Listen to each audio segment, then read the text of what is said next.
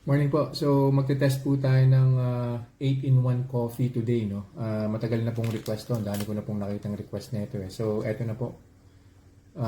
Bonavita 8-in-1. So, unahin ko na po itong 8-in-1. Meron pa pong isang neto na 15-in-1 naman po. So, isusunod ko rin po siya. If not today, tomorrow, gawin ko rin po yung review. So, nag-baseline na po ako ng blood sugar, no? Through our CGM. Ang baseline ko po is 121. So, timplahin ko po si Bonavita. Tapos, iinimin ko po siya. After 2 hours, babalik po ako and we'll see kung ano po yung gagawin nito ni Bonavita 8-in-1 sa blood sugar ko po.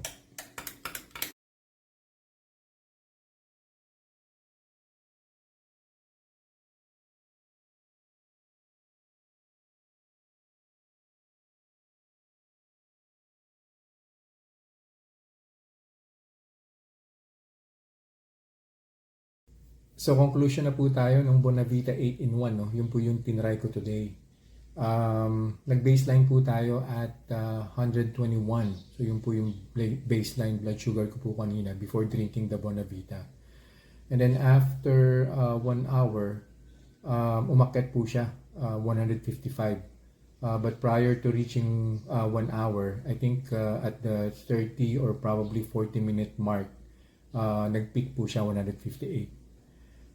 So 121, 158, and then 155 on the first hour. Tapos on the second hour po, eventually bumaba rin naman po siya. Inabot naman po niya yung baseline at 121. And then after several minutes, bumaba pa po siya continuously 117 until 117, mga 2 hours and 2 hours and 20 minutes. So, ang recommendation ko po dyan, no, well, medyo significant po yun from 121 to 158. So, yun po yung peak niya Or kung i-measure po natin yung 1 hour, 121 to 155. Medyo significant po siya.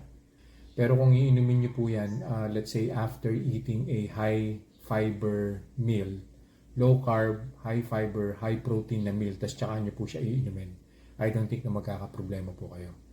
Pero yun nga po, you have to, if you're going to decide na gawin niyo pong, inumin niyo po ito, do it at your own risk. At saka, yun nga po, you have to be very cautious. Hindi po pwede siyang i-partner sa high carbs or dun sa mga pagkain na significant po yung blood sugar spike kasi makakadagdag pa po ito. So yun lang po for this review. I'll see you guys in the next vlog. Bye-bye.